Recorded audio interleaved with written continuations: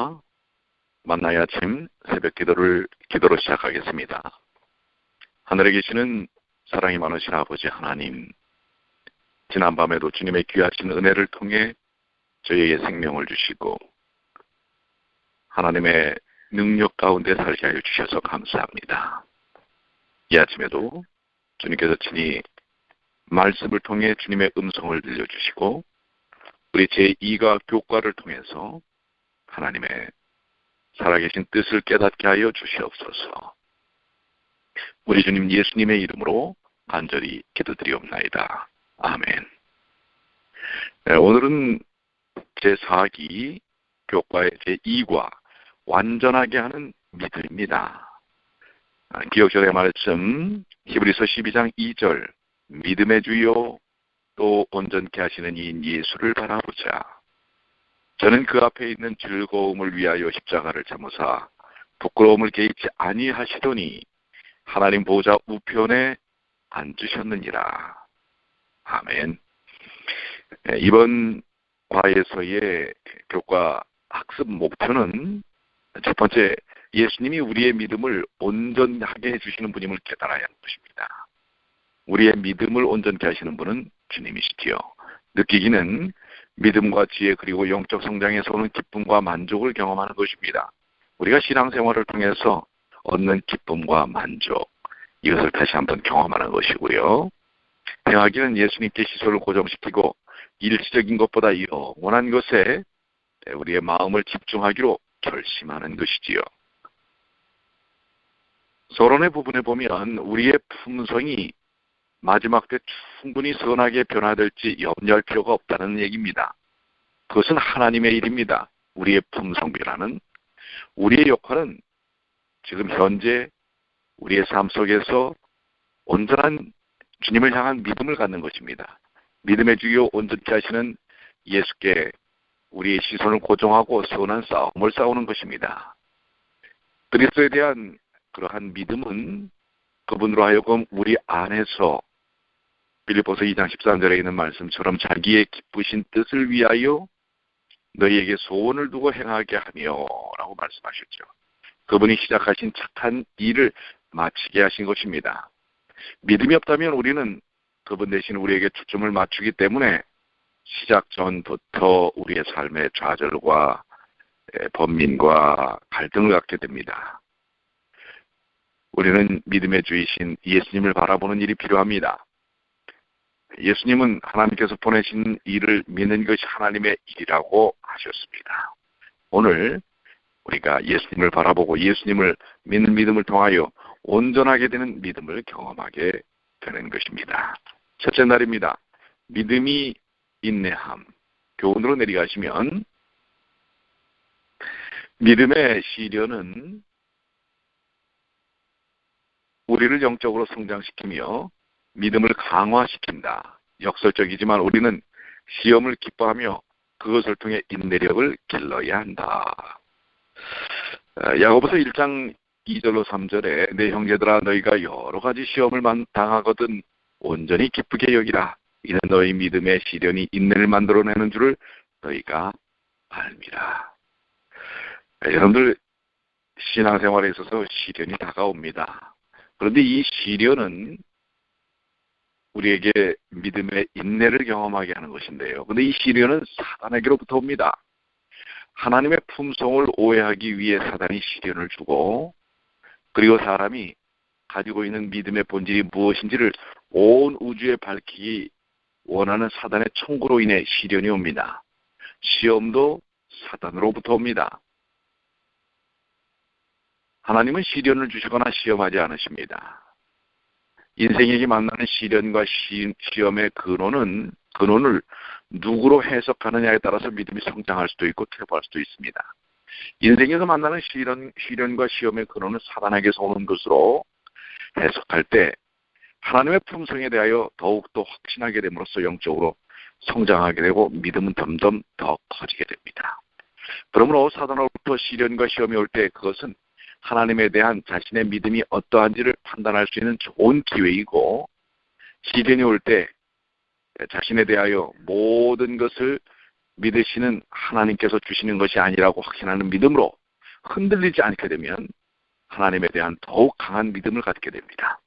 그런 믿음에서, 그런 의미에서 시련이 올 때 기뻐하고 즐거워할 수 있는 것입니다. 사단으로부터 오는 시련과 시험도 하나님의 풍성에 대한 확신이 있다면 흔들리지 않고 인내하면서 극복할 수 있습니다. 하나님의 사랑에 대한 감동이 흔들리지 않는 믿음을 만들어낸다는 사실을 기억하시기 바랍니다. 그래서 우리가 믿음으로 인내함을 갖는 일이 필요합니다. 베드로 1장 6절로 7절에 베드로는 믿음에 대한 이러한 시험을 금을 재련하는 방법에 비유하고 있지요. 그러한 시험이 유쾌할 리 없지만 하나님은 성공적인 결과를 기대하십니다. 시련은 우리를 실망시키지 않을 것입니다. 왜냐하면 믿음에 머문다면 우리는 순금같이 단련이 되고 재련이 돼서 나올 것이기 때문입니다. 시련이 올 때, 특별히 믿음의 시련이 올 때는 기뻐해야 합니다. 그리고 그 믿음의 시련을 통해서 영적 성장을 경험하는 귀한 경험을 갖게 되는 것입니다.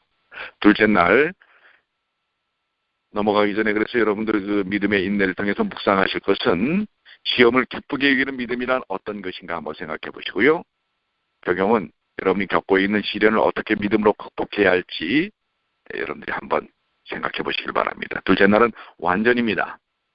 밑으로 내려가시면 교훈, 믿음을 바탕으로 한 그리스도인의 삶은 시험과 인내를 통해 그리스도 안에서 완전하게 되리라는 약속을 받았다. 이제 완전 문제가 나오는데요. 이 완전에 대한 우리가 바른 이해가 필요합니다. 야고보서 1장 2절로 4절에 보면 인내를 온전히 이루라. 이는 너희로 온전하고 구비하여 조금도 부족함이 없게 하려 함이라. 믿음, 시험, 인내, 완전의 과정에 우리가 좀 주목해 볼 필요가 있습니다. 야고보는 믿음으로 시작합니다. 왜냐하면 그것이 모든 진정한 그리스도의 경험의 기초이기 때문에 그렇습니다. 그 다음 그는 믿음의 진정성을 시험할 시련이 다가온다고 얘기하고 있습니다. 그리고 시련은 우리에게 인내를 가르치고 우리는 마침내 그것들 때문에 놀라거나 억눌리지 않을 것이라고 진술하고 있죠. 우리를 위한 하나님의 계획은 우리가 온전하고 구비하여 조금도 부족함이 없게 되는 것입니다. 여기서 말하는 완전이라는 의미는 행위의 완전을 의미하는 것이 아니라 하나님의 아들의 품성을 믿는 것과 아는 일에서의 완전을 의미합니다. 하나님의 무조건적인 사랑에 대하여 아는 일과 믿는 일에 점점 완전하게 되는 것의 시작점은 하나님께서 보여주신 믿음으로부터이라는 사실이죠. 믿음과 대체할 수 있는 가장 적합한 단어는 신뢰라는 말인데요. 신뢰는 인격적인 관계와 사귐의 결과로 인하여 만들어집니다. 하나님께서 자신의 생명을 바치는 십자가에서의 사랑을 보게 될 때 하나님의 무조건적인 사랑 때문에 하나님을 신뢰하게 되는 것입니다. 그런 의미의 완전을 여기서 이야기하고 있습니다. 다시 한번 정리하면 믿음을 바탕으로 한 그리스도의 삶은 시험과 인내를 통해서 그리스도 안에서 완전하게 되리라는 약속을 받는다고 하는 것입니다. 묵상으로 올라가시면 우리는 얼마나 완전해질 수 있을까요? 아까 완전에 대한 의미를 우리가 정리를 해봤죠. 우리는 그리스도 안에서 의롭다 인정함을 받는 것처럼 오직 그분 안에서 완전하게 될 수 있다는 사실이고요. 물론 우리는 그리스도의 장성한 분량까지 계속 성장할 것입니다. 그러나 그분에게서 분리되는 순간 우리는 그저 불완전한 존재라는 사실을 기억해야 합니다. 적용입니다. 여러분이 어떻게 하면 그리스도 안에서 온전해지는 경험을 할 수 있을지 삶을 통해 적용해 보시길 바라고요. 셋째 날, 믿음으로 구함입니다. 교훈으로 내려가시면 지혜는 지식이 아니라 살아가는 방식이다라는 것입니다. 우리는 믿음으로 지혜를 구하고 주님의 삶을 명상하며 그분께 배워야 한다는 사실인데요. 여기 이 지혜는 지식이 아니라 그저 우리가 지식적으로 아는 것이 아니라 살아가는 방식이 필요한데요. 특별히 주님과 함께하는 일을 통하여 주님의 삶을 명상하며 그분께 배워가면서 그분과 같은 삶을 살아나가는 것입니다. 지혜와 지식의 차이점은 생명 혹은 사랑이 있느냐의 여부로 결정된다고 합니다. 지식에 생명과 사랑이 있으면 지혜이고 지혜에서 생명과 사랑을 분리하면 그저 지식에 불과하다는 사실입니다. 지혜는 생명나무라고 잠언 3장 18절에 말씀하고 있습니다. 하나님의 생명과 하나님의 무조건적인 품 속에서 지혜가 나오므로 지혜를 얻기 위해서는 생명이시고 살아계신 하나님께 구해야 한다고 하는 것입니다. 그래서 야고보서 1장 5절로 6절에 보면 너희 중에 누구든지 지혜가 부족하거든 모든 사람에게 부이 주시고 꾸짖지 아니하시고 하나님께 구하라. 그리하면 주시리라. 오직 믿음으로 구하고 조금도 의심하지 말라. 의심하는 자는 마치 바람에 밀려 요동하는 바다 물결 같으니 라고 말씀하고 있습니다. 잠언이나 야고보서는 지혜를 매우 실질적인 것으로 묘사하고 있죠. 그것은 우리가 알고 있는 어떤 것이 아니라 우리가 살아가는 방식이라고 하는 사실을 분명히 하고 있습니다. 성경은 지혜란 듣기는 속히 하고 말하기는 더디 하는 것이라고 말하고 있습니다. 즉 세상이 제공하는 모든 지식이 있다 해도 참된 지혜는 부족할 수 있습니다. 우리는 예수님께 도움을 구해야 합니다. 세상의 관점에서 성공하려면 지식과 기술이 필요하지만 하늘의 관점에서 성공하려면 믿음과 그리스도의 지혜가 필요하다는 사실을 기억해야 합니다. 그래서 우리는 믿음으로 지혜를 구하는 일들이 매우 필요합니다. 묵상입니다. 여러분은 어떤 이유 때문에 자신에게 지혜가 절실하게 필요하다고 생각합니까? 우리가 지혜가 필요하지 않습니까? 어떤 이유에서 그렇습니까? 한번 깊이 묵상해 보시고요. 적용은 여러분이 가장 먼저 예수님께 배워야 할 지혜란 무엇입니까? 예, 그것도 한번 정리해 보시길 바랍니다. 넷째 날, 믿음의 반대편입니다. 자, 교훈으로 내려가시면 우리는 기도로 세상이 뿌린 의심의 씨앗을 우리 마음에서 제하고 작은 믿음이라도 활용하여 영적 성장을 경험해야 한다. 사실 우리의 삶 속에는 얼마나 많은 의심의 씨앗들이 뿌려져 있는지 모릅니다. 사단은 그 의심이라고 하는 독을, 암을 우리의 삶, 우리의 환경 속에 넓게 뿌려놓은 것입니다. 그래서 야고보서 1장 6절로 8절에 오직 믿음으로 구하고 조금도 의심하지 말라. 의심하는 자는 마치 바람에 밀려 요동하는 바다 물결 같으니 이런 사람은 무엇이든지 주께 얻기를 생각하지 말라. 두 사람을 품어 모든 일에 정함이 없는 자로다. 그렇습니다. 의심을 갖고서는 어떤 일도 신앙적, 영적 경험을 이루어낼 수가 없습니다. 그렇기 때문에 믿음이 아무리 작더라도 의심만 빼어버리면 거긴 놀라운 역사가 나타나는 것입니다. 그래서 겨자씨만한 믿음이 있을지라도 이 겨자씨만한 믿음이랄지라도 의심의 독소를 뽑아버리면 거기는 하나님의 놀라우신 은혜의 경험들을 할 수가 있다고 하는 것입니다. 여러분들 믿음과 가장 잘 어울리는 단어가 조금 전에 신뢰라고 얘기했는데요. 신뢰는 인격적인 만남과 사귐의 별로가 하죠. 하나님의 사랑을 경험해 볼 때 사랑에 대한 반응이 바로 믿음입니다. 믿음을 가질 때 바로 이 사랑에 대한 반응을 갖고 믿음을 가질 때 의심은 사라져버리는 것입니다. 그러므로 믿음은 내가 만들어내는 것이 아니라 하나님의 선물입니다.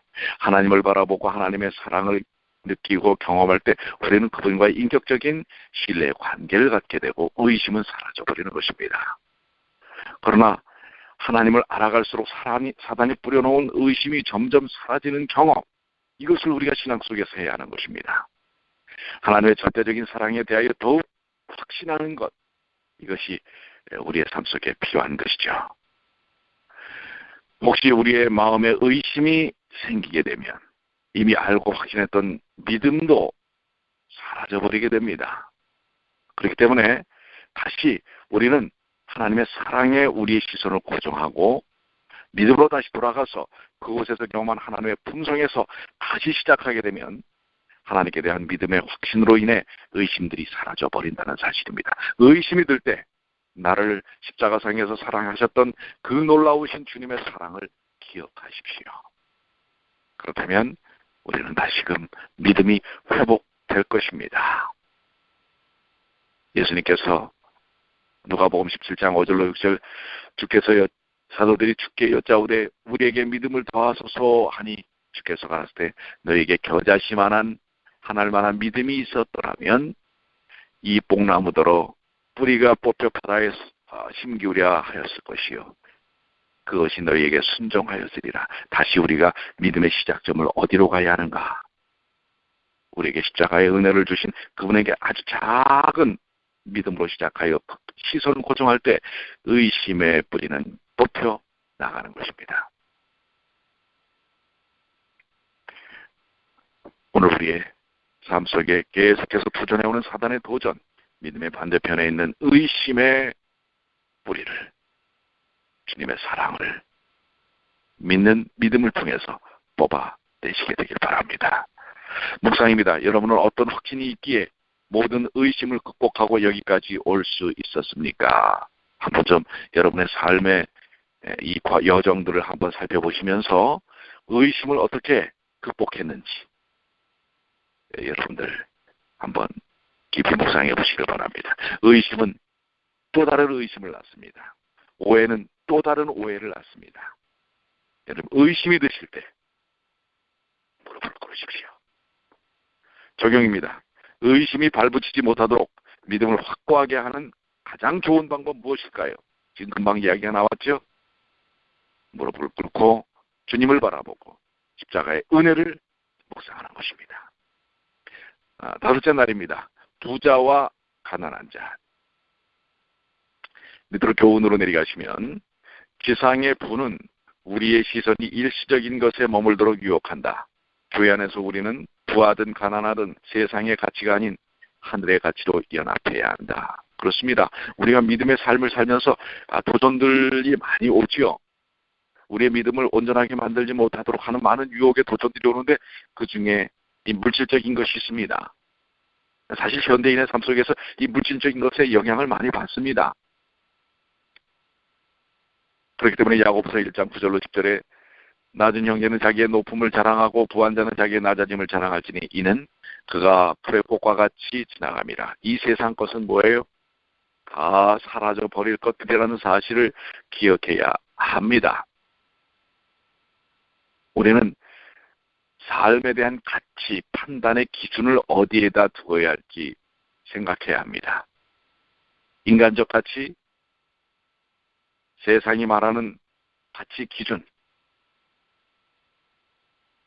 물질적이고 대금주의적인 그러한 사고를 가지고 판단할 때 우리는 믿음이 온전케 될 수 없는 경험을 갖는 것입니다.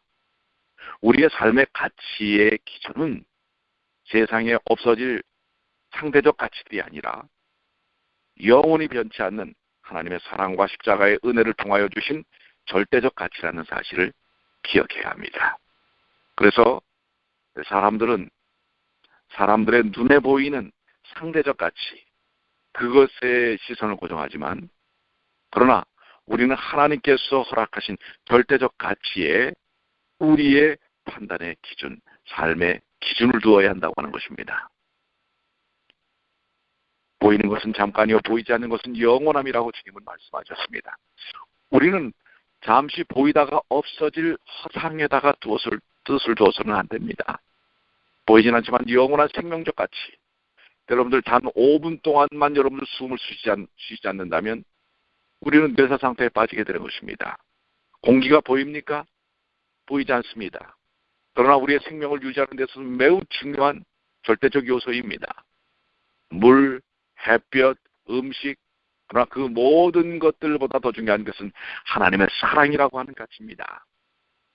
이 사랑의 가치 없이도 우리가 살 수 있을 것이라고 착각하지만 그것 없이는 우리는 인간됨의 삶을 살 수 없다는 사실이지요. 그렇기 때문에 우리는 하늘의 가치 판단의 기준, 영원히 변치 않는 절대 가치의 뜻을 두고 살아야 합니다. 그렇기 때문에 부자나 가난한 자나 배운 자나 못 배운 자나 백인이나 아시안이나 흑이나 이것이 우리의 가치 판단의 기준이 되어서는 안 된다고 하는 사실을 분명히 야고보서를 통해서 말씀하고 있는 것입니다. 우리의 시선을 어디에 둘 것인가? 그것은 우리의 믿음을 온전케 하는 매우 중요한 요소라는 사실을 기억하고 있습니다. 우리는 그래서 부하든 가난하든 진정한 상급에 우리의 시선을 고정해야 할 필요가 있습니다. 돈이 가지고 있는 문제점은 그것이 우리로 하여금 영원한 사물 대신 임시적인 것에 초점을 맞추도록 자꾸 유혹하고 속이려 한다고 하는 것입니다. 돈이 필요합니다. 그러나 그것이 절대적 가치는 아닙니다. 그보다 더 중요한 것이 무엇인지를 여러분들 아셔야 합니다. 오늘 그 부분을 우리에게 분명히 우리가 온전한 믿음을 유지하는 일에 있어서 절대적 가치와 상대적 가치에 대한 가치 판단의 기준을 어디에 두어야 될지 분명하게 말씀하고 있는 것입니다. 그러니 여러분들 내가 좀 많이 가졌든 적게 가졌든 누가 좀 더 많이 가졌든 적게 가졌든 거기에 사람을 판단하는 판단의 기준으로 삼으시면 안 됩니다. 아예 사람을 우리는 판단할 자격이 없는 사람들입니다. 그런데 우리는 판단할 뿐만 아니라 그 판단의 기준 자체도 흔들려져 있는 것입니다.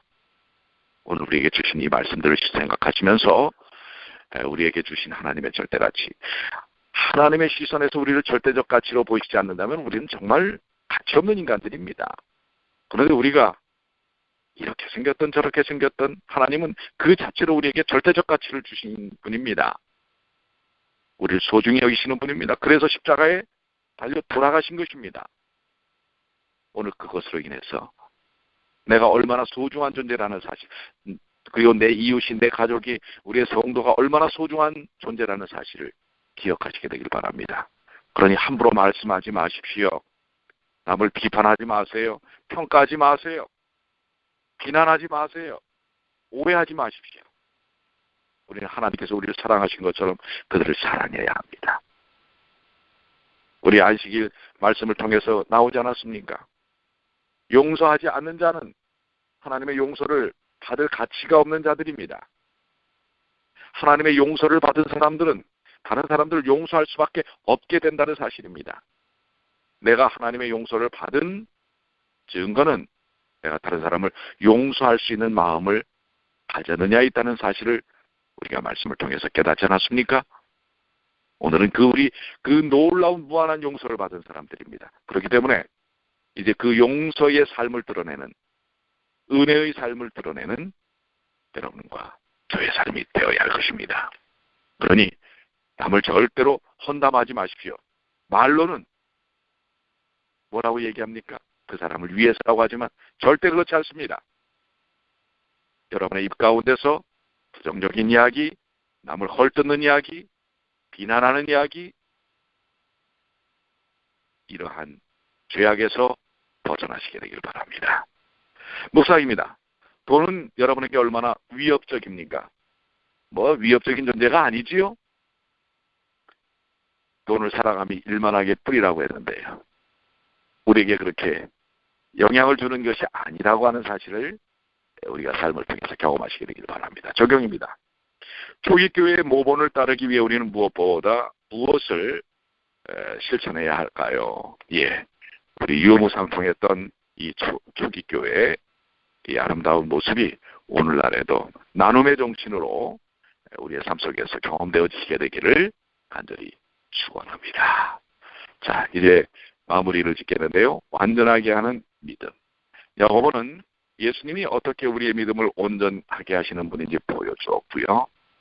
하나님이 우리의 믿음을 강화시키고 정화시키기 위해 어떻게 시련을 활용하시는지 설명하셨습니다.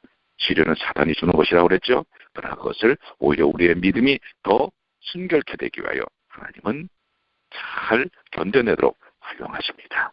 오늘 그 경험 우리의 삶 속에서 경험하시게 되길 바랍니다. 기도하시겠습니다. 아버지 하나님, 주님 안에서 완전케 하는 믿음의 경험을 갖기를 원합니다. 또 그렇게 약속하셨으니 그렇게 될 줄을 믿습니다. 히브리서 12장 2절에 있는 말씀처럼 믿음의 주여 또 온전케 하시는 이 예수를 바라보자. 저는 그 앞에 있는 즐거움을 위하여 십자가를 참으사 부끄러움을 개의치 아니하시더니 하나님 보좌 우편에 앉으셨느니라. 믿음의 주여 또 온전케 계신 예수님을 바라보는 오늘 또 내일 모레 우리의 삶이 되도록 도와주시옵소서. 예수님의 품성이 드러나고 사랑이 드러나게 하여 주시옵소서. 육신적 고통 가운데 있는 주의 자녀들, 영적 갈등 속에 있는 주의 자녀들, 오늘 이 말씀의 의미들을 통해 극복되어지고 승리하는 경험을 갖게 하여 주시옵소서. 우리 주님 예수님의